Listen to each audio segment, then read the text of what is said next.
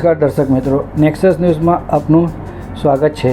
આજ રોજ ભારતના પ્રધાનમંત્રી નરેન્દ્ર મોદી સોમનાથ અમૃત મહોત્સવમાં ભાગ લીધો હતો। આજ રોજ સોમનાથ મંદિરના પુનઃનિર્માણે 75 વર્ષ પૂરા થયા।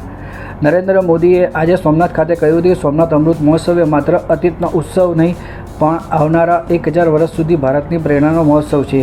વડાપ્રધાન નરેન્દ્ર મોદી સોમનાથ મંદિરના પુનઃનિર્માણના 75 વર્ષની ઉજવણીના અવસર સોમનાથ અમૃત પર્વ 2026ના આજે સહભાગી થયા હતા। આ તકે સદભાવના મેદાન ખાતે વિશાળ જનમેદનીને તેમણે સંબોધતા કહ્યું હતું, સૃષ્ટિનું જેનાથી સર્જન થાય છે, જેનામાં લય થાય છે, આપણે તેના ધામના પુનઃનિર્માણનો ઉત્સવ મનાવી રહ્યા છે। હળાહળનું પાન કરી જે નીલકંઠ કહેવાયા, આજે આપણે તેમના શરણમાં સોમનાથ અમૃત મહોત્સવ મનાવી રહ્યા છીએ।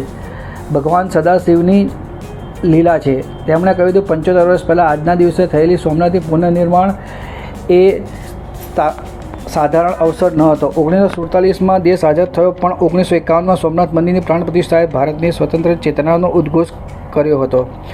સરદાર વલ્લભભાઈ પટેલે 500થી વધુ રજવાડાઓને એક કરીને આધુનિક ભારતનું સ્વપ્ન આપ્યું અને સોમનાથ ધામનું પુનઃનિર્માણ કરાવીને તેમણે દુનિયાને બતાવ્યું કે ભારત માત્ર આઝાદ નથી થયું પણ પ્રાચીન ગૌરવને પુનઃ હાંસલ કરવાના માર્ગે પણ આગળ વધી ચૂક્યું છે। વડાપ્રધાને કહ્યું હતું, આજે 75 વર્ષની ઉજવણીના અવસરે જોવા મળે છે કે વિનાશમાં સર્જનનો સંકલ્પ સોમનાથ મંદિરે ચરિતાર્થ કર્યો છે। અસત પર સતનો વિજય પ્રભાસ ક્ષેત્રે વારંવાર કર્યો છે। મંદિર પુનઃનિર્માણની હજારો વર્ષની આ આધ્યાત્મિક ચેતના માનવ માત્રના કલ્યાણની શીખ જ વિશ્વને આપી રહી છે। સોમનાથનો અર્થ આપતા તેમણે કહ્યું હતું, જેના નામમાં સોમ એટલે કે અમૃત છે, તેને કોણ નષ્ટ કરી શકે છે। આ ભારતનું એવું અવિનાશી સ્વરૂપ છે જેણે સદીઓના કુશિત પ્રયાસો હરાવી મિટાવી શક્યા નથી। સોમનાથ સ્વાભિમાન પર્વનો ઉલ્લેખ કરતા વડાપ્રધાને કહ્યું હતું કે સોમનાથ અમૃત મહોત્સવ એ માત્ર અતીતનો ઉત્સવ નહીં પરંતુ આવનાર 1000 વર્ષ સુધી ભારતની પ્રેરણાનો મહોત્સવ બની રહેશે।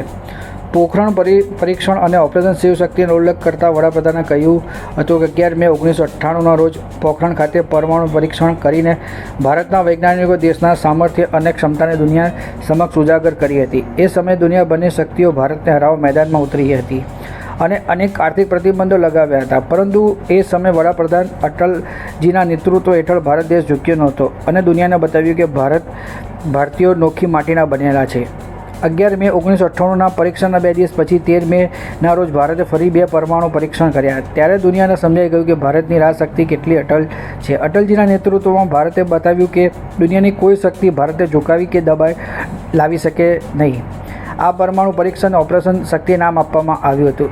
શિવ સાથે શક્તિની આરાધના એ આપણી પરંપરા છે। દેશમાં ચંદ્રયાન મિશન વખતે જ્યાં રોવર લેન્ડ થયું ત્યાં આપણે શિવ શક્તિ પોઈન્ટ નામ આપ્યું છે। આ તકે તેમણે ઓપરેશન શક્તિની વર્ષગાંઠની શુભકામના પાઠવી હતી। વડાપ્રધાન નરેન્દ્ર મોદીએ સોમનાથ મંદિરના નિર્માણના 75 વર્ષ નિમિત્તે યોજાયેલા અમૃત પર્વ પ્રસંગે હજારોની જનમેદની સંબોધતા કહ્યું હતું કે 1947માં દેશ આઝાદ થયો પછી 1951માં ભારતની સાંસ્કૃતિક વિરાસત સોમનાથ મંદિરનું પુનઃનિર્માણ એ સ્વતંત્ર ભારતની ચેતનાનો ઉદ્ઘોષ હતો। તેમણે ગૌરવભેર કહ્યું હતું કે સોમનાથ આપણને યાદ અપાવે છે કે કોઈપણ રાષ્ટ્ર લાંબા સમય સુધી ત્યારે જ મજબૂત રહી શકે જ્યારે તે તેના મૂળ સાથે જોડાયેલું રહે। સોમનાથ મંદિરનું પુનઃનિર્માણ થયું એ દેશે સદીઓની કલંકને ધોઈ નાખ્યો તેમ જણાવી આ 75 વર્ષની યાત્રાને નવી ઊંચાઈ સોમનાથ દાદાના આશીર્વાદથી અપાવી છે તેવો સંકલ્પ પણ કર્યો હતો। વડાપ્રધાને ભારતીય સાંસ્કૃતિક વિરાસતોનો ગૌરવશાળી દર્શાવીને ભારતીય સાંસ્કૃતિક એકતા અને સાંસ્કૃતિક વૈભવને ઉજાગર કરતાં કહ્યું હતું કે આ સાંસ્કૃતિક ગૌરવ યાત્રાના અનેક વીર સપૂતો અને રાજા મહારાજાએ સંરક્ષિત કરી છે, ત્યારે નવી પેઢીને જવાબદારીથી આ વિરાસતોની મહાનતા અને ભવ્યતાના સંરક્ષણથી જાગૃત કરવાની અને તેમને મહાન વારસો સોંપવાનો છે। વડાપ્રધાને કહ્યું હતું કે સોમનાથ પર આક્રમણ કરનારા સોમનાથ માત્ર એક ભૌતિક માળખું માનતા હતા। જેટલી વાર સોમનાથ પર આક્રમણ થયું તેટલી વાર સોમનાથ વધુને વધુ દિવ્યતાથી પુનઃનિર્માણ થતું ગયું। આ આક્રાંતાઓ ભારતનું વૈચારિક સામર્થ્ય જાણતા ન હતા। આપણે શરીરને નશ્વર માનીએ છીએ અને આત્મા એ અવિનાશી માનીએ છીએ। શિવ તો શરૂઆતમાં છે, શક્તિદાતા શિવ શાશ્વત છે, એટલે જ હજારો વર્ષ બાદ પણ અતૂટ આસ્થા વચ્ચે સોમનાથ મંદિર આજે અડીખમ ઊભું છે તેવો ભાવ વ્યક્ત કર્યો હતો। વડાપ્રધાને વધુમાં કહ્યું કહ્યું કે છેલ્લા એક દશકાથી તેમને ભારતના તીર્થસ્થાનોનો વિકાસ કરવાનો મોકો મળ્યો છે.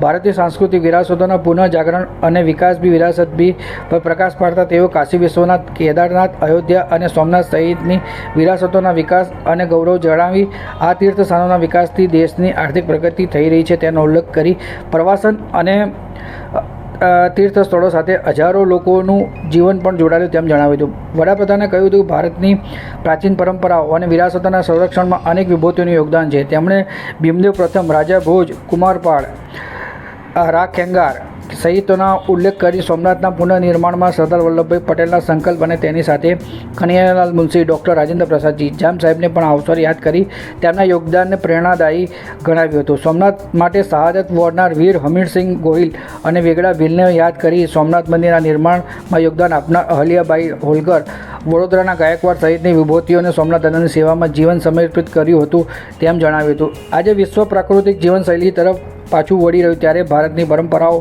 નદીઓ, પર્વતો અને વૃક્ષો પવિત્રતાના ભાવથી જોવામાં આવી રહી છે. પ્રકૃતિ પણ ઈશ્વર સ્વરૂપ છે તેમ જણાવીને તેમણે પ્રકૃતિ અને પર્યાવરણની જાળવણીનો પણ સંદેશ તેમણે આ તકે આપ્યો હતો. દર્શક મિત્રો, આવા સમાચાર જોવા માટે આપ અમારી ચેનલ લાઇક કરો, શેર કરો, સબસ્ક્રાઈબ કરો અને આ અંગે તમે આપનું શું છે તે આપ આપના પ્રતિભાવ અમને કોમેન્ટ બોક્સમાં જરૂરથી લખીને જણાવશો. ધન્યવાદ. અને આ પ્રસંગે ભારતના વડાપ્રધાન નરેન્દ્ર મોદીએ ભારતીય વાયુસેના દ્વારા આયોજિત સૂર્ય કિરણ એર શોનું પણ નિરીક્ષણ કર્યું હતું.